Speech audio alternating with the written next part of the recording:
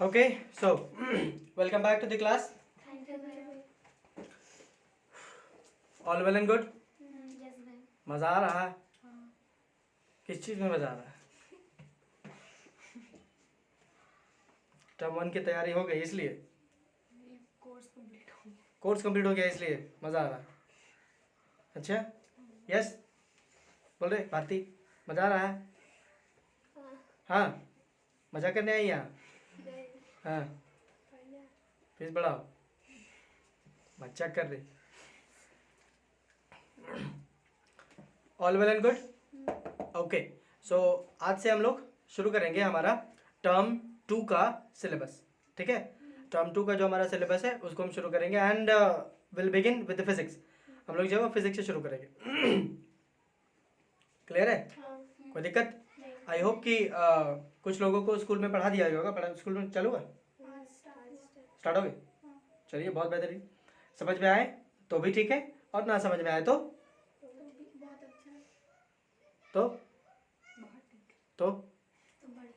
बढ़िया। समझ में आए तो ठीक, ना समझ में आए तो उससे भी ज्यादा ठीक। फाइन कि नहीं? हाँ, great. So we will be starting with the physics. Do not, first of all आपको बता दें कि what do you have to, some of the dos and don'ts of this term 2 regarding physics. Physics के regarding कुछ dos और don'ts आपको बता दें। ठीक है, again very first of all सबसे इम्पॉर्टेंट काम जो आपको करना ये है कि you have to attend the class regularly. ठीक है, जब भी क्लासेस हो तो आप प्रेजेंट रहें। अपार्ट फ्रॉम दैट कि अगेन फिर से दोबारा जो आपको पढ़ाया जाए वो आप रिवीजन करके आए। ठीक है, एटलीस्ट आपको रिवीजन तो करके ही आओ। एनीवेज ज़्यादा होता नहीं है, नोट्स कंप्लीट करें। नोट्स कंप्लीट करने के बाद आप उसको लिख के और उसके बाद उसको रिवाइज करके आए। बहुत ज़्यादा एक दिन में देंगे नहीं हम, ठीक ना? यू ऑल नो कि बहुत ज़्यादा होता नहीं है, आप केवल उसको लिखिए, रिवीजन करके आइए। ठीक है, अगर आप इतना कर लेते हैं, ठीक है, the things which I am telling you people, अगर आप इतना कर लेते हो तो अगेन आपको नोट्स के अलावा और कुछ पढ़ने की आवश्यकता नहीं है अपार्ट फ्रॉम एनसीईआरटी। बस नोट्स पढ़िए, एनसीईआरटी पढ़िए, बस, दैट्स ऑल, खत्म। समझ रहे हो? एनसीईआरटी भी इसलिए बिकॉज कि उसमें इंटेक्स्ट क्वेश्चंस वगैरह, एग्जांपल्स वगैरह ये सब होते हैं, इस वजह से हम कह देते हैं कि पढ़ लो। फाइन, अदरवाइज एनसीईआरटी भी उतना ज़्यादा हम रिकमेंड नहीं करते, बट ठीक है, लेके चलते हैं एनसीईआरटी और अपने नोट्स, बस, दैट्स ऑल।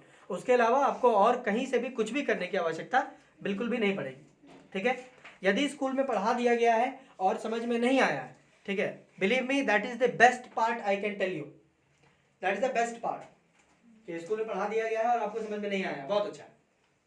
बस आपको हिम्मत और धैर्य बना के रखना है। ठीक है, क्लैश नहीं करवाना है। कह रहे वहाँ पे स्कूलों में कुछ और बोल रहा था ये वाला, यहाँ पे मास्टर वो कुछ और बोल रहा है, ऐसा नहीं करना है। ठीक है, you just need to listen to me very patiently. समझ आ रहा है? पेशेंटली आप इसको, पेशेंस के साथ आप सुने, सुनने के बाद डिसाइड करें कि आपको समझ में आया है कि नहीं आया है। ठीक है, आई गारंटी यू पीपल कि आपके जितने भी कंफ्यूजन्स होंगे वो लेक्चर्स के दौरान ही क्लियर होते जाएंगे। फाइन, केवल जैसा हमारा डेकोरम रहता है शुरू से वैसा ही आपको बना करके चलना है, बस, और कुछ नहीं करना है। क्लियर है? कोई दिक्कत कि नहीं? Fine, okay. अब तक जो हम लोग पढ़ते आ रहे हैं, एक्चुअली हमारा जो चैप्टर है, ठीक है, दैट इज इलेक्ट्रिसिटी, राइट? यही है ना, इलेक्ट्रिसिटी हमारा टर्म 2 का पहला चैप्टर है, इलेक्ट्रिसिटी। यदि आप इसको पहले पढ़े हैं, बहुत अच्छा, बस भूल जाओ। ठीक है, I'll take you to the depth of this chapter। समझ रहे हैं? जितना आपको जरूरत है उससे ज्यादा आपको डेप्थ में लेकर जाएंगे, ऊंचाई और गहराई दोनों। समझ में आ रहा है? और बड़ी सरलता से आप ऊंचाई में भी जाएंगे और बड़ी सरलता से आप नीचे गहराई में भी आएंगे। समझ में आ रहा है? यू विल नॉट फील कि I have, this is something which I have not studied earlier, जो हम कभी पहले पढ़े नहीं है, ऐसा लगेगा ही। समझ में आ रहा है कि नहीं? बुझा रहा है? What you need to do again is you will have to trust me। First of all, you will have to trust the teacher। आपको टीचर को ट्रस्ट करना पड़ेगा कि यस, जो चल रहा है एकदम मस्त चल रहा है। समझ रहा है? अब तक जो चला है ठीक चला है ना? गड़बड़ है नहीं ना, आगे भी ठीक रहेगा। समझ आया? आपके लिए भी इशू नहीं है। समझ आया? अगर आप पढ़े हैं पहले तब भी ठीक है, नहीं पढ़े हैं बहुत अच्छी बात है। यू विल नॉट फील कि हम पहले वाला जो है वो अभी तक किए नहीं है, दैट इज वाई ये मुझे समझ में नहीं आ रहा है, ऐसा आपको नहीं लगेगा। समझ में आ रहा है? I take it entirely to the new dimension. ठीक है, कुछ अलग तरीके से ही आपको हम लेकर के जाएंगे। समझ में आ रहा है कि नहीं? हो सकता है कि एनसीईआरटी में कुछ पहले हो कुछ बाद में हो। हम जो पढ़ा है हो सकता है कि एनसीईआरटी में पहले बताया, हम बाद में बताएंगे, बिकॉज मेरे बताने का तरीका थोड़ा सा अलग है। आई नो कि what should be the flow कैसे बच्चे को समझ में आएगा। I have a little bit of idea of this particular thing. ठीक है, सो आई वुड से कि आप थोड़ा सा धीरज बना करके रखेंगे। फाइन, ठीक। And try to make the class interactive रहिए। जो ना समझ में आए वो आप बोले, कोई दिक्कत नहीं। आई नो, देखो आई नो कि दिस इज समथिंग जो आपके लिए पहली बार है। समझ रहा है? कुछ ऐसी चीजें आपको पढ़नी है जो आपको एकदम पूरा कंप्लीटली पहली बार ही आप पढ़ रहे हो। समझ रहा है? I try my level best, I do my level best to make you understand coming into your language. ठीक है, आपकी भाषा में उतर के ही हम आपको समझा देंगे, कोई इशू नहीं। उसके बावजूद अगर नहीं समझ में आ रहा है तो feel free to raise your queries. Fine, कोई दिक्कत नहीं ना? बस आपको ध्यान से सुनना है, केवल ध्यान से सुनिए, that will be more than enough. वो बहुत ज्यादा हो जाएगा। ठीक, ध्यान से सुनेंगे, ध्यान से सुनने के बाद आप घर जाएं, घर जाने के बाद उसको नोट डाउन करें, बस और कुछ नहीं। ठीक, क्लियर है? आपकी पुरानी कॉपीज तो बची हुई होगी और कि आप नया कॉपी ले लिए? बचा हुआ है ना? हाँ, पुरानी कॉपी में ही आप कंटिन्यू करेंगे। समझ गए? एंड नया कॉपी खरीद ले। क्या है नया? हाँ, ऐसा हो। 400 पेज। बिकॉज अल्टीमेटली आप बार बार थोड़ी बनाइएगा। एक बार कहीं ऐसा संग्रह टाइप का बनाइए कि पूरा का पूरा कोर्स लेक्चर जो है वो उसमें आ जाए। फाइन, पूरी का झंझट नहीं। एक बार हम रफ कॉपी में लिखबो, उसके बाद फिर घर जाके फेयर करेंगे, उसके बाद फिर स्कूल वाले में, फिर ट्यूशन वाले में, तो ये तो वो है। You do not have to create multiple sources. Remember the funda of getting into the competition and winning the competition is that you do not have to create multiple resources. What you have to do is you will have to create only one resource and you will have to make multiple revisions of that. It's always better to read 10 books.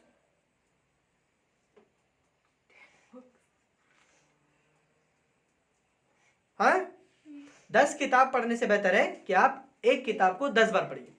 ठीक है, it is always better to go for one book multiple times, या simply one book 10 times than 10 book one time. समझ आ रहा है? ये कह रहे हैं, लग रही इंग्लिश। देखिए अभी अटक गए थे, सब तुम लोगों के संगत का नतीजा है मेरा, बता रहे। तो I was born and brought up in, कहाँ था रे? हाँ, क्लियर है? कोई इशू नहीं है? Any issues? नहीं ना? कोर्स स्ट्रक्चर वही रहने वाला। You just need to listen to me. आप केवल मेरा सुनिए, जो वैसा बोल रहे हैं वैसा करिए, बस बात खत्म।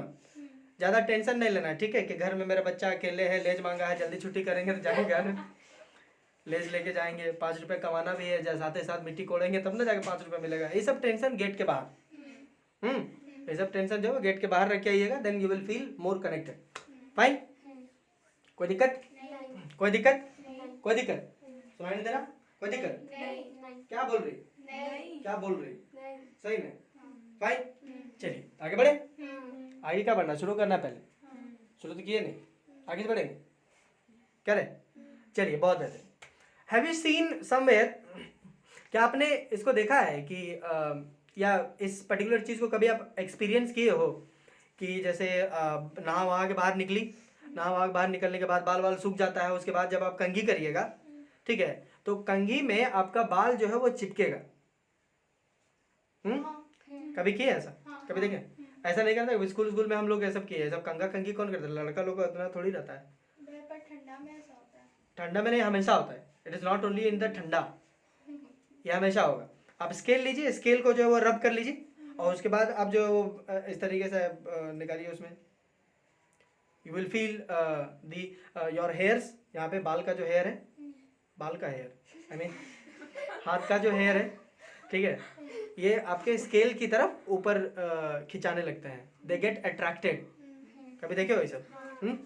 बलून बलून जो है कपार में ऐसे रगड़ने के बाद दीवार में ऐसे लगा दो, चिपकल रहता है, देखे हो कभी? नहीं। तुम लोग हमेशा टेप से खाली बर्बाद किए ना मेरा, है ना रे? बलून लगाने की टेप बर्बाद की खाली। आपको टेप थोड़ी नहीं यूज करते थे, हम लोग खरीद के लाते थे। झूठ बोल रही वो थोड़ा सा बस यूज किए थे। थी ना, की थी कि नहीं? खत्म हो गया था। समझे? तो आप ये भी कर सकते हो, लेकिन ये टेम्पररी है। ऐसा करके सुई सुई ततड़ ततड़ करके मारिएगा ना यहाँ पे, ये टेम्पररी है, कुछ समय के बाद ये नीचे गिर जाएगा। समझे? ये सब एक्सपेरिमेंट कभी किए हो कि नहीं किए हो? स्कूल में हम लोग बहुत किए बचपन में बैठ के ये सब। ठीक है, सूखा गीला बाल में नहीं होगा, लेकिन सूखा बाल चाहिए, है ना? गीला बाल में नहीं होगा, एकदम मस्त एकदम पूरा शैम्पू तोप लिया के बाद उठिए नहीं रहा था, वैसा नहीं। गीला बाल नहीं चाहिए, सूखा, एकदम सूखा, एकदम एकर जैसा, एकदम सूखा पांडर, दिख रहा है? ऐसा चाहिए। इसमें क्या होगा कि आप जब भी इसको कपड़े से रगड़ लीजिए, ठीक है, रगड़ने के बाद आप सटाइए मत, यू जस्ट जो इसको फेरिए, ठीक है, फेरिए, समझते हैं? मलेशिया में पैदा हुई, मतलब उसके जस्ट ऊपर में आप ऐसे गुजारिए, ऐसे करके, ठीक है, you just move it over, ठीक है। What you will see is कि आपके जो बाल है वो चिपकने लगेंगे, ठीक है, चिपकने मतलब चिपक सट नहीं जाएगा पूरा, मतलब I mean to say that they will get attracted, वो अट्रैक्ट हो जाते हैं। सुने हो कभी? हाँ, आपका यहाँ वाला बाल हो गया, कपार वाला बाल हो गया, समझ गए कि नहीं?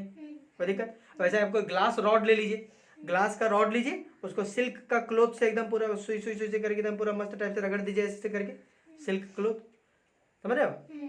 अगेन सेम चीज आप देखने लगोगे यहाँ पे। Have you seen this things?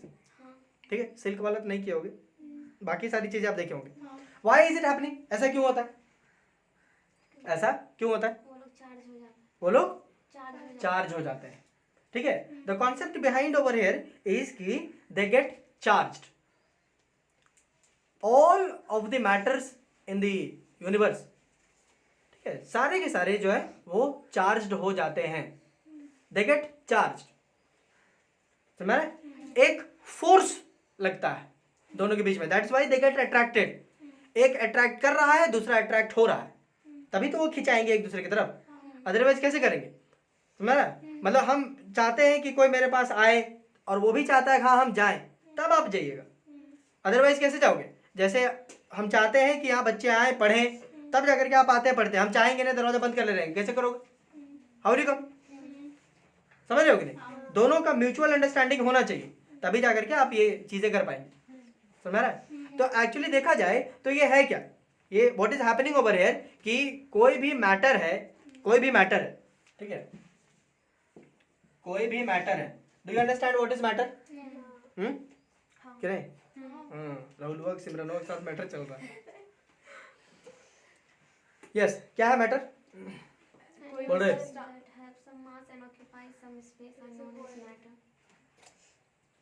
बोल बोल।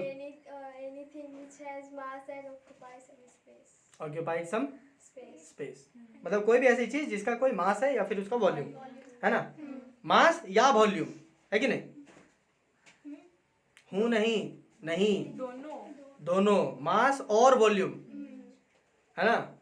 हाँ, अंग्रेजी वाला और नहीं, हिंदी वाला और, है ना, मास और, समझे? ओके, मैटर जो है हम पढ़ के रखे हैं क्लास 9 में कि मैटर कंसिस्ट्स ऑफ, मैटर के अंदर क्या है? एटम्स। मैटर के अंदर एटम्स है, राइट?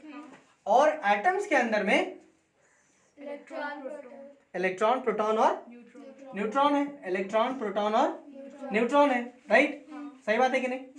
क्या इलेक्ट्रॉन, प्रोटॉन और न्यूट्रॉन को और फर्दर तोड़ सकते हैं क्या? और ये टूटता है क्या? और ये टूटता है? टूटता है? नहीं, अभी आप बोलिए नहीं, ऑल्दो टूटता है, ठीक है। अब आगे चलिएगा तो आपको बताएगा, ठीक है, क्लास 11-12 में आपको पता चलेगा कि अरे टूटता है, ठीक है। दे गेट, इनको तोड़ा जाता है, इन न्यूट्रिनो एंड क्वार्ट्ज नाम का सब्सटेंस होता है जिसमें ये टूटेगा, राइट? खैर लोड मत लो, बढ़िया, इतना ही पढ़े है ना, चलो ठीक। सो कोई हम ये बोल सकते हैं कि any matter consist of electron, proton और न्यूट्रॉन। हर वो ऑब्जेक्ट अगर मैटर है, इफ एनीथिंग इज देयर, अगर वो मैटर है तो उसमें इलेक्ट्रॉन, प्रोटॉन और न्यूट्रॉन होगा। सही बात होगा कि नहीं, कि नहीं होगा? गुस्सा, इलेक्ट्रॉन, प्रोटॉन, न्यूट्रॉन है इसमें? वाई? मैटर नहीं। क्लियर है? ओके, तो आपको पता चल रहा है कि किसको मैटर कहेंगे, साथ ही साथ आपको पता चल रहा है कि मैटर के अंदर में इलेक्ट्रॉन, प्रोटॉन और न्यूट्रॉन होते हैं। वी ऑल नो कि मैटर के अंदर में प्रोटॉन जो है वो घूमते रहता है सब जगह, इलेक्ट्रॉन जो है वो एक जगह पे स्थित रहता है। उल्टा बोले? अरे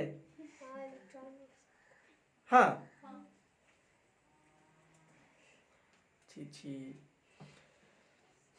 ठीक है। सो माफी मांगते हुए let us move on again. एक बार और बोल देते का है? चलिए, सो वी ऑल नो कि किसी भी मैटर में इलेक्ट्रॉन जो है इट कीप्स रिवॉल्विंग, मूव करता रहता है, और प्रोटॉन्स जो है वो बैठ के नाश्ता करता है एक जगह। Fine, okay. तो जहां पे प्रोटॉन रहता है वहां पे न्यूट्रॉन भी होता है, ठीक है? इसको कलेक्टिवली हम क्या कहते हैं? Nucleon, right? न्यूक्लियॉन कहाँ पाया जाता है? न्यूक्लियस में, राइट? इलेक्ट्रॉन कहाँ पाया जाएगा?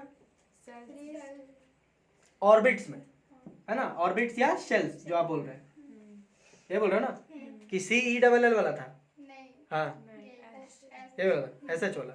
चलिए ठीक। सो ऑर्बिट्स और शेल्स में आपको इलेक्ट्रॉन पाए जाएंगे, ठीक है? जो कि हमें सबको मालूम है कि इलेक्ट्रॉन जो है वो मूव कर सकता है, it has the ability to move.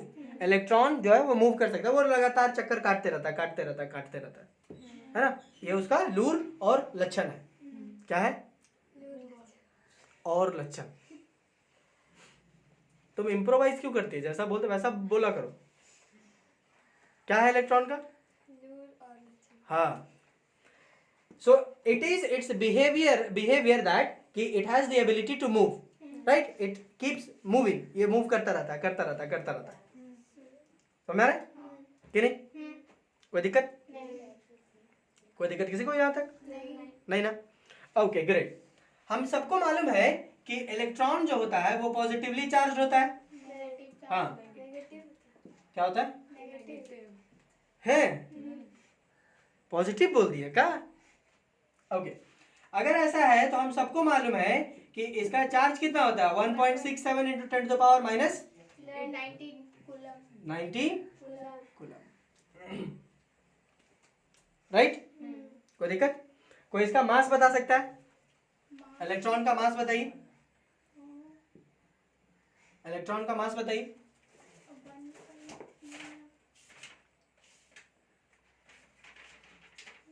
छी 3.33। वाह।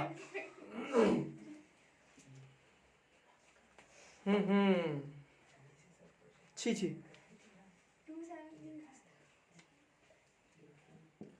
1.6 into 10 to the power minus 31 kg है। अब मुझे बताइए कि 1.6 है या 9.1 है?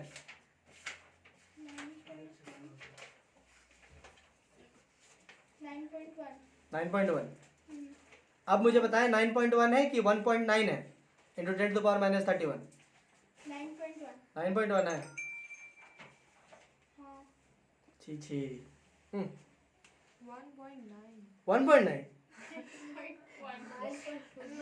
चलिए ठीक है, तो फिर आप 1.62 into 10 to the power minus 27। ओ वाह, छी।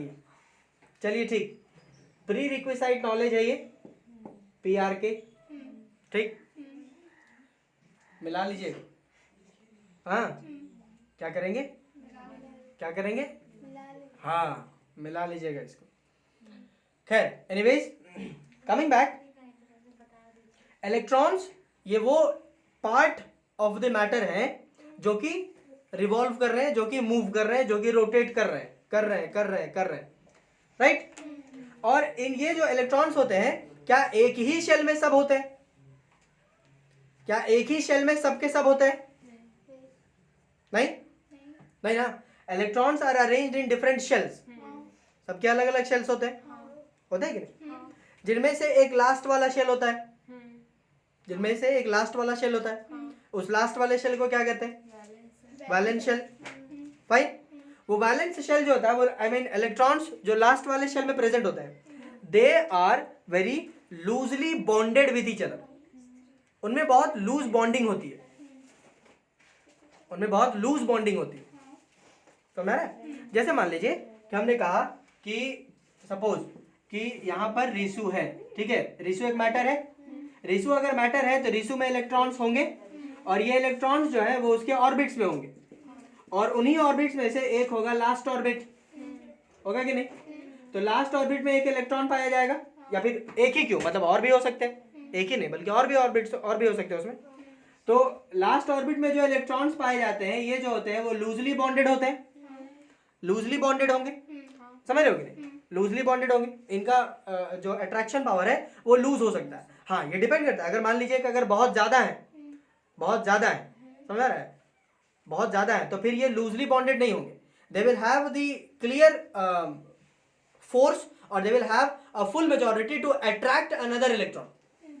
उनमें एक पर्टिकुलर लूर लक्षण उनका भी है कि अगर ये ज्यादा है, ठीक है, इलेक्ट्रॉन जो यहाँ पर होते हैं वो अगर ज्यादा है, ठीक है, तो वो एक इलेक्ट्रॉन या दो इलेक्ट्रॉन ले सकते हैं। अच्छा, simply we can say that कि ये जो लास्ट ऑर्बिट वाला जो होता है, ठीक है, लास्ट ऑर्बिट वाला जो होता है इसके दो नेचर पाए जा सकते हैं, दो नेचर, इसको भूल जाओ अगर ज्यादा कंफ्यूजिंग हो रहा है तो रहने दो। लास्ट वाला जो ऑर्बिट के इलेक्ट्रॉन्स होते हैं इसके पास दो कैटेगरीज है, दो कैटेगरीज क्या है कि रिसु के लिए ये लास्ट ऑर्बिट जो है वो या तो इलेक्ट्रॉन को गेन कर सकते हैं, गेन ऑफ इलेक्ट्रॉन कर सकते हैं, या फिर रिसु के लिए ये उसी का लास्ट ऑर्बिट उसके इलेक्ट्रॉन्स को लूज कर सकता है, लूज इलेक्ट्रॉन।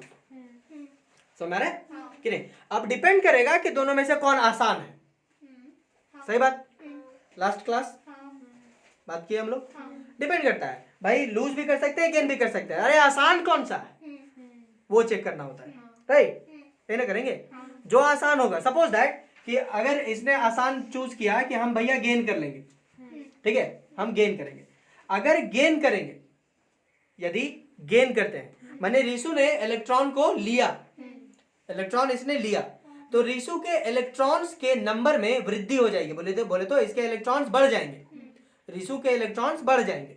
क्या होने वाला है, रिसु के पास ऑलरेडी इलेक्ट्रॉन और प्रोटॉन है, ऑलरेडी इलेक्ट्रॉन और प्रोटॉन है, लेकिन स्टेबिलिटी मेंटेन करने के लिए रिसु ने गेन कर लिया, इलेक्ट्रॉन गेन किया, तो अब इसके पास इलेक्ट्रॉन E प्लस ई हो जाएगा, बोले तो E प्लस एक्स मान के चलो, मतलब कितना गेन करेगी हमको क्या पता है ना। तो इस केस में इलेक्ट्रॉन इसमें ज्यादा हो जाएगा, इलेक्ट्रॉन जैसे ही ज्यादा हो जाएगा तो रिसु जो है वो ऑल टुगेदर नेगेटिवली चार्ज हो जाएगी, नेगेटिवली चार्ज हो जाएगी कि नहीं, इतना क्लियर है, ये सारे क्लास 9 से है ना। ओके, रिसु जो है वो नेगेटिवली चार्ज हो जाएगा रही, फाइन। अगर इलेक्ट्रॉन रिसु ने लिया है तो Risu will become electronegative in nature, बोलो सही बात है कि नहीं, इलेक्ट्रोनेगेटिव इन नेचर, ये इलेक्ट्रोनेगेटिव हो जाएगी, बोले तो रिसु जो है वो माइनस चार्ज रखेगी, समझ रहा है। और यदि रिसु ने लूज कर दिया, बोले तो दे दिया, इलेक्ट्रॉन ये दे देती है, इलेक्ट्रॉन दे देती है, मतलब कि इसके पास मान लो पहले 10 था, 10 था, 10 10 10 10, क्योंकि number of electron number of proton बराबर होता है ना, यहाँ पे 10 है, यहाँ पे भी 10 है, तो रिसु ने फैसला किया कि नहीं नहीं नहीं हम मेरे लिए दे देना आसान है, तो रिसु ने अपने 2 इलेक्ट्रॉन दे दिया। रिसु जब 2 इलेक्ट्रॉन दे देगी तो इसके पास 8 इलेक्ट्रॉन बच गया नेट, और इसके पास 10 प्रोटॉन है, इसका मतलब है कि पॉजिटिव चार्ज इसमें ज्यादा है, तो इस केस में रिसु जो है वो पॉजिटिवली चार्ज कहलाएगी, राइट, रिसु जो है वो पॉजिटिवली चार्ज कहलाएगी, समझ रहा है कि नहीं, क्लियर है ना, ये सब क्लास 9 का है, फाइन। सो कोई भी रिसु को हम क्या माने थे, रिसु एक कोई भी मैटर है, कोई भी मैटर जो होता है वो या तो नेगेटिवली चार्ज हो सकता है या फिर पॉजिटिवली चार्ज हो जाएगा, ठीक है। नेगेटिवली चार्ज कैसे होगा, नेगेटिव चार्ज कैसे होगा, bye gaining electron, positive charge कैसे होगा, बाय लूजिंग इलेक्ट्रॉन। देखो थोड़ा सा कॉन्ट्रडिक्शन है यहाँ पे, कॉन्ट्रडिक्टरी है, बिकॉज कि आपको ह्यूमन माइंड को ये लगता है लूज कर रहे हैं और पॉजिटिव हो रहा है मेरे साथ, हाउ इज इट पॉसिबल? ले रहे हैं मेरा तो बढ़ा, नेगेटिव कैसे हो गए? ये थोड़ी सी थिंकिंग आती है कि नहीं? इसका भी हमने उपाय बताया था। सो कोई भी मैटर होगा तो उसके दो ही कंडीशंस पॉसिबल है, या तो वो इलेक्ट्रॉन लेंगे या तो इलेक्ट्रॉन देंगे। ठीक है, अगर लिए हो माने तुम भिखमंगी है, और भिखमंगी है तो ये कोई अच्छी बात नहीं है, हैं? कैसे कोई बोलेगा रहा है गज्जा एकदम पूरा शॉर्ट्स पहन के भीख मांग ले चल रही है एकदम लड़की, वाह, समझोगे नहीं? बुझा रहा है? ये कोई अच्छी बात थोड़ी है कि हम भीख मांगते चलते हर जगह, तुम्हारे पास है होकर बाद भी मांग 2 रुपए देना, 5 रुपए देना, 10 रुपए देना, ये क्या हरकत है भाई? समझे कि नहीं? मांगने वाला चीज हमेशा अच्छा नहीं लगता। कोई कोई जगह पे मांगो ठीक है, तुम्हारा दोस्त, तुम खुद सोच के देखो, 1 दिन मांगेगी तुम दे दी, 2 दिन मांगी दे दी, 3 दिन मांगी दे दी, अगले बार से तुम खुद इससे दूरी बनाने लगेगी, मांगते रहती खाली, अपना लेके नहीं आती। होगा कि नहीं? तो मांगते रहने से क्या होगा कि आपका इज्जत थोड़ा सा घट जाता है, समझे कि नहीं? इज्जत घट जाएगा। आपने क्या किया, रिशु ने गेन किया, मैंने वो नेगेटिव हो गया, इज्जत घट गया बेचारे। मांगते क्या रहती है, कमाओ खाओ। ठीक है, सो कोई भी मैटर होगा, ऑल टुगेदर कोई भी मैटर होगा, any matter, if there is any kind of matter, कोई भी मैटर है तो उसके साथ दो ही चीजें कंडीशन पॉसिबल है, या तो वो पर्टिकुलर मैटर जो है वो पॉजिटिव चार्ज रख सकता है या फिर नेगेटिव चार्ज रख सकता है। समझ? अच्छा, ये चार्ज है क्या? चार्ज ये वही एक्स्ट्रा इलेक्ट्रॉन है जो या तो वो दे रहा है या ले रहा है, वही चार्ज है। अदरवाइज इलेक्ट्रिकली तो वो न्यूट्रल थे। कोई भी मैटर न्यूट्रल होता है, कोई भी मैटर न्यूट्रल होगा, वो ज्यादा लबर नहीं करेगा। समझ रहे हो कि नहीं? एक्स्ट्रा तब हो जाता है जब आप ज्यादा, मतलब आदमी अपना कंट्रोल भर करो तो वो ठीक है, उसके बाद कहने लोगे आदमी बोलता है एकदम ऐत करके धर दिए, समझे कि नहीं? एकदम पूरा भोय कर दिए भोंभी, इतना करने की क्या जरूरत है? जरूरत भर करिए वो ठीक, समझे कि नहीं? कोई भी चीज जरूरत भर करिए तो वो इलेक्ट्रिकली फिर आप न्यूट्रल है। कोई भी मैटर इलेक्ट्रिकली न्यूट्रल होता है, क्यों? क्योंकि जितने नंबर ऑफ इलेक्ट्रॉन होते हैं उतने ही नंबर ऑफ प्रोटॉन होंगे, तो इलेक्ट्रिकली न्यूट्रल हो गया। समझे कि नहीं? चार्ज एक्वायर कैसे किया? चार्ज एक्वायर किया बाय लूजिंग और गेनिंग इलेक्ट्रॉन। दो तरीके से आप चार्ज एक्वायर कर सकते हैं। ये चार्ज है क्या? वो वही एक्स्ट्रा इलेक्ट्रॉन है जो आप या तो भेजे हैं या फिर लिए हैं, या दैट नंबर ऑफ इलेक्ट्रॉन है जो आपने भेजा है या आपने लिया है, जो आपने खोया है या जो आपने पाया है, ऐसा कुछ। तुम्हारा उसी को चार्ज कहते हैं। तो कोई भी अगर चार्ज होगा, इसका मतलब यह है कि या तो वो लिया होगा या दिया होगा, यही दो मतलब निकलते हैं। समझा रहे कि नहीं? यही दो मतलब है ना कि नहीं? देखो ऐसे नहीं समझ में आता है। ऐसे जैसे हम बोले कि इसका पैसा बाकी है, सपोज दैट हम बोले इसका पैसा बाकी है, क्लियर? सब जगह बोलते चल रहे हैं कि इसका पैसा बाकी है, बिनी तक पैसा बाकी है, बिनी तक पैसा बाकी है, ठीक ना? क्या इससे आपको ये क्लैरिटी हो रहा है कि ये जो पैसा बाकी है, पैसा बाकी, इससे ये तो पता चल रहा है कि इसका पैसा बाकी है, लेकिन आपको ये क्लैरिटी नहीं मिल रहा है अभी कि पैसा इसका मेरे पास बाकी है या हम इसको देंगे पैसा, ये क्लैरिटी नहीं है। समझे कि नहीं? अगर मुझे भी अगर इसको पैसा देना होगा तो हम तो यही बोलेंगे ना, रे ले तेरा पैसा बाकी है, ले, ये ना बोलेंगे। और अगर इससे लेना होगा तभी बोलेंगे रे तेरा पैसा बाकी, दे क्यों नहीं रे? समझ रहे हैं क्या बोल रहे हैं कि नहीं? तो यदि हम ये बोले कि ये चार्ज्ड है, समझो जैसे हम पिछली बार क्या बोले कि इसका पैसा बाकी है, वैसे ही अगर हम बोलेंगे कि ये चार्ज्ड है, इससे पता नहीं चल रहा है कि ये पॉजिटिवली चार्ज है कि नेगेटिवली चार्ज है, ये नहीं पता है। या यूं कहें कि इससे ये नहीं पता चल रहा है कि ये इलेक्ट्रॉन ली है कि इलेक्ट्रॉन दी है, ये नहीं पता चल रहा है। ठीक वैसे ही जैसे हम बोले थे कि इसका पैसा बाकी है, तो पता नहीं चल रहा था कि ये देगी पैसा कि हम इसको देंगे पैसा, ये नहीं पता चल रहा था। चल रहा था क्या? नहीं। ठीक वैसे ही अगर हम बोलेंगे कि ये चार्ज है, तो ये मुझे बिल्कुल नहीं पता चल रहा है कि इलेक्ट्रॉन ये दी है कि ये इलेक्ट्रॉन ली है, ये नहीं पता चल रहा है। इसके बजाय ये पता चल सके हमें, इसी वजह से हम बोलते हैं कि यदि हम ऐसा बोले कि ये जो है वो इलेक्ट्रोपॉजिटिव इन नेचर है, बोले तो पॉजिटिवली चार्ज है। सपोज अगर हम बोले कि पॉजिटिवली चार्ज है, मतलब ये कि दयावान है, घोंची दी है किसी को, यदि हम बोलेंगे कि ये नेगेटिवली चार्ज है, माने इससे तो पता चला है कि इलेक्ट्रॉन का लेन देन हुआ है, लेकिन नेगेटिव होने के कारण मुझे ये पता चल रहा है कि ये भिखमंगी है, ये मांगी है। समझे कि नहीं? इसने गेन ऑफ इलेक्ट्रॉन किया है। समझ आया कि नहीं? क्लैरिटी ऐसे मिलता है। समझ में आ रहा है कि नहीं? तो कोई भी अगर मैटर होगा तो वो मैटर जो है वो या तो नेगेटिवली चार्ज, वो चार्ज हो सकता है, समझो वो चार्ज हो सकता है।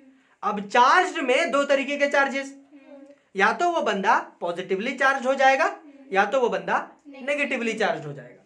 पॉजिटिवली चार्ज कैसे होगा? किसी को अपना इलेक्ट्रॉन देके। नेगेटिवली चार्ज कैसे होगा? किसी से उसका इलेक्ट्रॉन लेके। क्लियर? कोई दिक्कत? कोई दिक्कत? अब यहां पे देखिए, यही चीज हो रहा था जब आपने अपने कंघी को अपने यहां पे रगड़ा और फिर ऐसे किए, या फिर कहीं पे रगड़े और फिर किए। What did you do? क्या किया? You made it charged. Charged है, चार्ज्ड माने इलेक्ट्रो पॉजिटिव या इलेक्ट्रो नेगेटिव। समझ? सिल्क और ग्लास रॉड वाला जो बताए करिएगा, चार्ज हो जाएगा। चार्ज हो गया, दोनों चार्ज हो जाएगा, आपका कपड़ा भी और आपका सिल्क रॉड भी। कैसे चार्ज हुआ है? तो एक इलेक्ट्रॉन दिया होगा और दूसरे ने इलेक्ट्रॉन लिया होगा, तब जाकर के।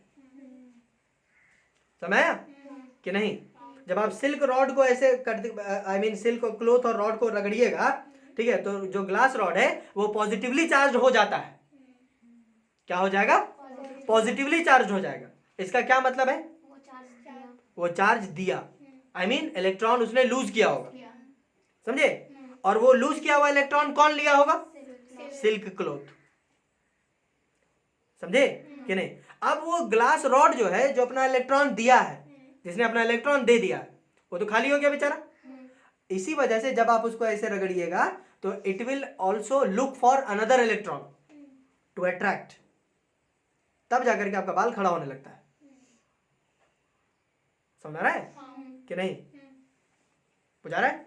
Why? Because it has got electropositively, it has become electropositive in nature. Electropositive in nature. समझ रहा है? और धरती में कहीं कहीं तो इलेक्ट्रॉन होबे करेगा, तो उसके ऊपर से गुजारिएगा तो फिर वो आपको अट्रैक्ट करेगा। समझ रहा है? ये जो फोर्स है, ये जो फोर्स है ऑफ अट्रैक्शन, बिना फोर्स के अट्रैक्ट कैसे करेगा? ये जो फोर्स ऑफ अट्रैक्शन है due to the charges, charges के कारण ये जो फोर्स ऑफ अट्रैक्शन होता है, इस फोर्स को हम कहते हैं electrostatic force of attraction. What do we call this one? Electrostatic force of attraction. Electrostatic force of attraction. Electrostatic मतलब इलेक्ट्रिक के कारण, इलेक्ट्रिक के कारण या इलेक्ट्रिक चार्जेस के कारण, ठीक है, ये फोर्स ऑफ अट्रैक्शन हुआ है।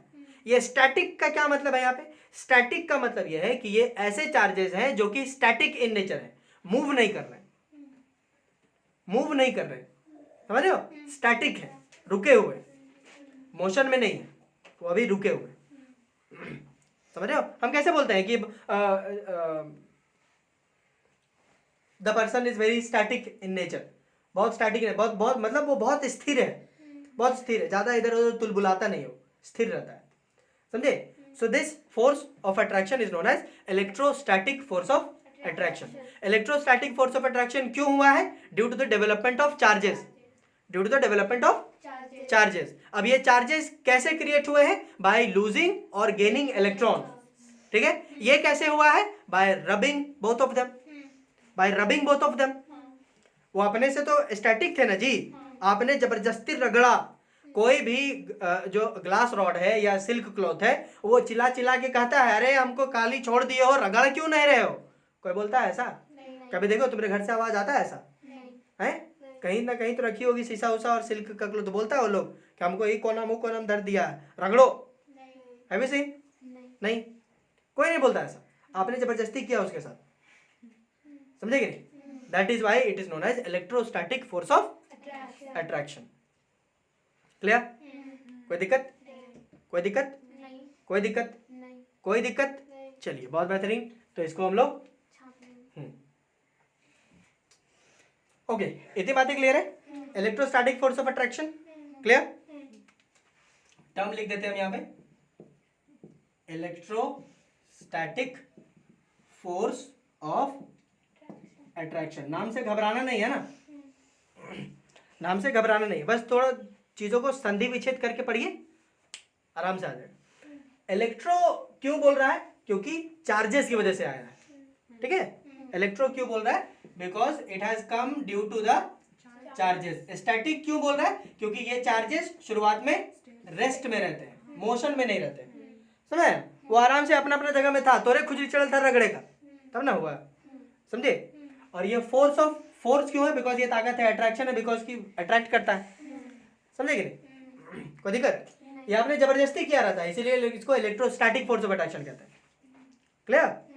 कोई दिक्कत? कोई दिक्कत इसमें नहीं ना। आइए थोड़ा सा हम कुछ पॉइंट्स जान लेंगे अबाउट चार्जेस। चार्जेस के कारण, ये चार्जेस क्या है? चार्जेस जो है वो दो तरीके के हमारे पास, ठीक है, पॉजिटिव और नेगेटिव। या है पॉजिटिव हो चाहे नेगेटिव हो। कैसे हुआ होगा? ऑन, हमने इसको कैसे किया है? ऑन रबिंग, या यूं कहो कि चलो ठीक है, क्रोनोलॉजी हम लोग फॉलो करते हैं। ये नेगेटिव चार्ज कब होता है? जब आप गेन करते हो। क्या बोला लूज रे? मार कर देख रही है, से मारेंगे ना। और पॉजिटिव कब होगा? जब उसने लूज किया। क्या लूज किया? पैंट टाइट हो रहा था, लूज करवा दिया। ओके, और ये लूज और गेन कैसे करवा सकते हैं हम? Bye rubbing. इसमें तो हम लोग रबिंग कैसे ही किए हैं, समझे कि नहीं? So what I am trying to tell you is कि let us see some characteristics of charges. Charges के कुछ कैरेक्टरिस्टिक्स हम बोल रहे हैं, ठीक है, कुछ प्रॉपर्टीज। फाइन। यदि आपने किसी को चार्ज कर दिया तो क्या होगा? समझे? ये बात बोल रहे हैं, समझे? क्या होगा यदि आपने किसी को चार्ज कर दिया? अगर हम इसको चार्ज कर दिए तो क्या होगा? है? अगर इसको चार्ज कर दिए तो क्या होगा? घर जा कंप्लेन करेगी, अरे चार्ज कर दिल को। सो नंबर 1, अगर हम किसी को चार्ज कर दें, ठीक है, यदि हम किसी को चार्ज कर दें तो इसका क्या मतलब है? ठीक, फाइन, ओके। सो चार्ज कर दें तो इसका मतलब यह है कि या तो हमने उसको चार्ज करने से मुझे एक चीज पता चलती है जिसको हम कहते हैं पोलैरिटी। पोलैरिटी इसका डिसाइड करेंगे। पोलैरिटी बोले तो इसमें कैसा चार्ज हमने किया है। हमने कहा हम केवल चार्ज किए हैं, पॉजिटिव किए हैं कि नेगेटिव किए हैं ये थोड़ी बताए। हमने कहा केवल चार्ज किए हैं, मतलब कि हमने इसको चार्ज कर दिया। नाउ इससे मुझे ये पता चलेगा कि इसकी पोलैरिटी क्या है, मतलब कि क्या ये लाइक पोल है या ये अनलाइक पोल है। ये जिसके साथ अट्रैक्ट करेगी या तो वो लाइक पोल्स फॉर्म करेंगे या अनलाइक पोल्स फॉर्म करेंगे, राइट? क्लियर है? यदि ये लाइक पोल से जाती है, लाइक पोल बोले तो अगर मान के चलो कि इसको नेगेटिव चार्ज रखे थे, ठीक है, और इसको नेगेटिव रखे थे और किसी और बंदे के पास गई जो भी नेगेटिव है, ठीक है, तो ऑल टुगेदर इस केस में force of repulsion will act. Repulsion होगा, ठीक है, like poles repel each other. उसी प्रकार से like charges will repel each other, fine. तो पोल्स की जगह पे हम चार्ज लिख देंगे, like charges repel each other. ये पहला प्रॉपर्टी होगा, फाइन, कोई दिक्कत नहीं ना। उसी प्रकार से दूसरा कंडीशन ये है कि unlike charges will attract each other, fine. माने एक नेगेटिव है और दूसरा पॉजिटिव हो तो इस केस में अट्रैक्शन होगा, ठीक। तो वो जो सिल्क रॉड वाला तो जो था, हमने रगड़ के ऐसे बाल पे ऐसे रगड़ते हो तो वो अट्रैक्शन होता है। तो इसका मतलब ये है कि वो अनलाइक चार्जेस होते हैं, अनलाइक चार्जेस होते हैं, दैट इज व्हाई। अगर कोई लाइक चार्जेस वाले में आप घुसेड़ लोगे तो फिर वो पुश करेगा उसको, फाइन, कोई दिक्कत? Okay, great. आगे और हम इसके बारे में बात कर लें, चार्जेस के बारे में। So charges are always conserved charges are always conserved. Conserved कहने का मतलब ये है कि आप चार्जेस को ना तो क्रिएट कर सकते हो ना ही आप डिस्ट्रॉय कर सकते हो। जैसे आपने पढ़ा होगा conservation of momentum, conservation of mass. Mass का कंजर्वेशन बोले तो mass can neither be created nor be destroyed. Conservation of momentum, momentum can neither be created nor be destroyed, right. Conservation of energy, energy can neither be created nor be destroyed. Conservation of विनिता, विनिता can neither be created nor be destroyed. Similarly conservation of charges, conservation of charges कहने का मतलब ये है कि charges can neither be created nor be destroyed. और ना ही आप क्रिएट कर सकते हो ना ही आप डिस्ट्रॉय कर सकते हो, जो है उसी में कुछ कुछ करो, समझे, उसी में कुछ कुछ करो। यदि हम चार्ज क्रिएट कर पाते, समझो इसको, यदि आप चार्ज क्रिएट कर पाते ना तो पूरी धरती का जो है हम लोग, ठीक है, एनर्जी रिक्वायरमेंट जो है वो कंप्लीट कर देते, अगर हम ये कर पाते तो। लेकिन ये हो नहीं पा रहा है, जो है उसी में आपको फेरबदल करना होगा, तब ना कोयला से बिजली बनता है। अगर हम चार्ज प्रोड्यूस कर पाते, क्रिएट कर पाते, तो कोयला भी बच जाता और बिजली भी प्रोड्यूस करवा लेते। समझे कि नहीं, बुझे? ये बात। So charges are always conserved in nature. सो मैं charges are always conserved in nature. Fine. एक चीज और आप ध्यान दें, number 4, charges comes in discrete nature. Discrete nature, discrete nature कहने का मतलब है कि बहुत छोटे छोटे, डिस्क्रीट नेचर बहुत छोटे छोटे होते हैं, ठीक है। चार्जेस एकदम छोटे छोटे, और साथ ही साथ आप उनको अलग अलग कर पाएंगे कि ये 1 चार्ज, ये 2 चार्ज, ये 3 चार्ज, ये 4 चार्ज, ये 5 चार्ज, ऐसा कुछ, समझे। जैसे चावल के दाने बहुत छोटे होते हैं लेकिन आप गिन सकते हैं, तो गिनने बैठिएगा तो गिनिए लीजिएगा, ठीक है। ऑल्दो हम चावल का दाना गिनते नहीं है, बट देन ऑल्सो, समझे कि नहीं। अगर एक दिन के में 5 करोड़ रुपए देंगे और बोलेंगे कि 1 किलो चावल में गिन के दिखाओ क्या को दाना है, गिन में करेगी। 1 करोड़ का 100 रुपए में गिनने लगेगी तुम लोग, समझे। उसी प्रकार से ये है बहुत छोटे, लेकिन दे कम इन डिस्क्रीट नेचर, बहुत छोटे छोटे होते हैं, बहुत छोटे छोटे, और अलग अलग होता है, ऐसा नहीं चिपक के नहीं आएगा। चावल के दाने चिपके हुए देखे कभी नहीं ना, वैसे ही चार्जेस जो होते हैं वो डिस्क्रीट इन नेचर होते हैं। बोले तो आप उसको पॉइंट आउट कर सकते हो कि ये 1 दाना, ये दूसरा, ये तीसरा, ये चौथा, ये 5वां, ऐसा। चार्ज 1, चार्ज 2, चार्ज 3, चार्ज 4, ऐसा, समझ रहा। अच्छा, अगर ये कर रहे हैं इसका मतलब हम क्या बोल रहे हैं कि चार्जेस कैन बी काउंटेड, मतलब charges are quantised in nature, समझ गए। Charges are quantised in nature. कहाँ लिख दियो, कहाँ लिख देते हैं, नंबर 5 लिखी तो, हाँ। Charges are quantised, charges are quantised. Quantised कहने का मतलब है कि आप उसको गिन सकते हो, ठीक है, चार्जेस को आप गिन सकेंगे। फाइन, थोड़ा सा यहाँ पे आ जाओ, नंबर 5, नंबर 6। इसके चार्जेस के केवल कैरेक्टरिस्टिक्स हम बता रहे हैं, ठीक ना, अभी बहुत ज्यादा लोड नहीं है, अभी धीरे धीरे एक बार आप शुरू कर लीजिएगा ना ढंग से, उसके बाद एकदम तड़ातड़ एकदम भयानक मस्त चलेगा, समझे कि नहीं। पहले आप एक बेसिक्स बिल्डअप कर लीजिए, ठीक है। किसी भी चैप्टर को पढ़ने का तरीका ही है, आप केवल बेसिक्स बिल्डअप करिए, उसके बाद यू सी द इफेक्ट, उसके बाद देखिए मजा आएगा, समझे। चार्जेस जो होते हैं, इट इज डिनोटेड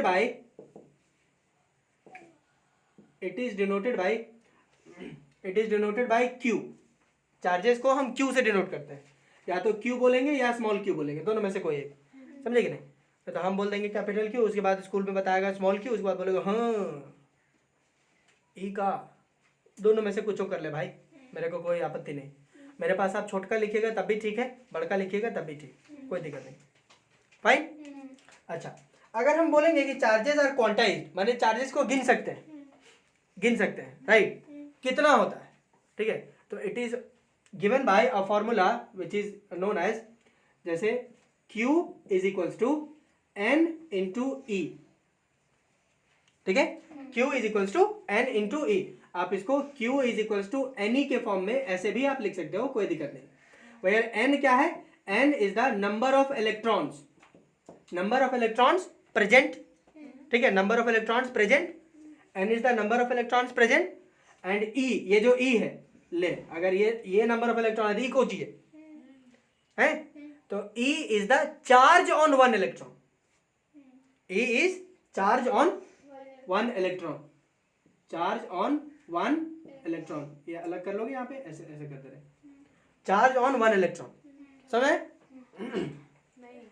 मतलब अगर हम बोले कि इसको हम चार्ज कर दिए, इसको हम चार्ज कर दिए, कोई पता करना चाहेगा कि कितना चार्ज किए, तो तुम बोलोगे ऐसा क्यों पता करना चाह रहे हो आप? क्योंकि आपने कहा कि चार्ज को हम गिन सकते हैं, फिर गिन के बताओ कि कितना चार्ज किए हैं। समझे कि नहीं? तो इसका चार्ज जानने के लिए, क्यू जानने के लिए हमको एन और ई का वैल्यू चाहिए। इसमें से ई का वैल्यू आपको मालूम होता है। ई क्या है? Charge on one electron. एक इलेक्ट्रॉन में कितने चार्जेस हैं? एक इलेक्ट्रॉन में कितना चार्ज है? 1.6 इंटू 10⁻⁻19 कूलम। इतना चार्ज है, इतना चार्ज है। अगर एक इलेक्ट्रॉन में इतना चार्ज है तो कितने इलेक्ट्रॉन है उनको मल्टीप्लाई कर दीजिए, you will get the net charge. आपको टोटल चार्ज पता चल जाएगा। समझ में आया? कोई दिक्कत? कोई दिक्कत यहाँ पर? Q is equals to N E. Q is equals to N E, where N is the number of electrons and E is the charge on one electron या चार्ज ऑफ वन इलेक्ट्रॉन। एक electron का charge कितना है उसको multiply कर दीजिए जितने total आपके पास इलेक्ट्रॉन है उससे। समझे कि नहीं? अगर एक पेन का दाम 10 रुपया है तो मेरे पास टोटल जितने पेन है उनको मल्टीप्लाई कर दो 10 से, तो टोटल कॉस्ट हमको पता चल जाएगा मेरा पेन का। समझ आया कि नहीं? कोई दिक्कत? ओके, नंबर 8 हो गया। नंबर 9 में आप छोटा सा यहाँ पे लिख लीजिएगा, यहाँ पे नंबर 9 ऐसा यूनिट ऑफ चार्ज। हम चार्ज का बात कर रहे हैं ना, कैरेक्टरिस्टिक्स ऑफ चार्जेस। चार्जेस का ऐसा यूनिट, ऐसा unit of charge is coulomb. COULOMB coulomb. ठीक है? COULOMB coulomb which is denoted by capital C। ठीक है? कैपिटल C से हम इसको डिनोट करते हैं। कोई दिक्कत? आज हम लोग का बेसिक इंट्रोडक्शन क्लास है। समझ गए? इंट्रोडक्शन आपको अच्छे से समझ में आए तो आप बाकी की चीज़ें, आपको मालूम है कि सारी चीज़ें हम सीरीज में लेकर चलते हैं। समझ रहे ना? अगर ये सारी चीज़ें आपको समझ में आ रही हैं तो आगे जो है वो आपको और मज़ा आएगा। अगर मज़ा आज नहीं आया है बिकॉज कि आपने क्लास 9 का कुछ नहीं पढ़ा या ध्यान में नहीं है, ठीक है, then it would be a little bit of problematic thing. और इसलिए हम इंट्रोडक्शन क्लास में हम इसको बताया करते हैं ताकि आपको पता चले कि क्लास 9 का क्या क्या चीज़ें आपको रिवाइज करने की आवश्यकता है। अगर वो आप रिवाइज कर लेते हैं तो आगे की चीज ये समझ जाओगे तो उसके बाद फिर आगे कंटिन्यू करने में तुम्हें आसानी हो जाएगी। समझ कि नहीं? So you just go through these things in your class 9। Class 9 की ये जो चीज़ें थी वो आपके एक बार रिवाइज कर लीजिएगा। समझ गए? ऑल्दो हम बता दिए, just go through, just take a glance. आप एक बार ग्लांस ले लीजिएगा, उतना काफी। सो ऐसा unit of coulomb is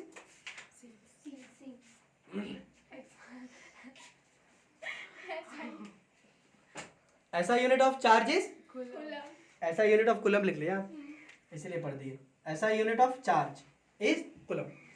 COULOMB coulomb which is denoted by capital C। Clear? कोई दिक्कत? कोई दिक्कत यहाँ पर? इतना में कोई दिक्कत? कोई दिक्कत? कोई दिक्कत? कोई दिक्कत? चलिए, बहुत बेहतरीन।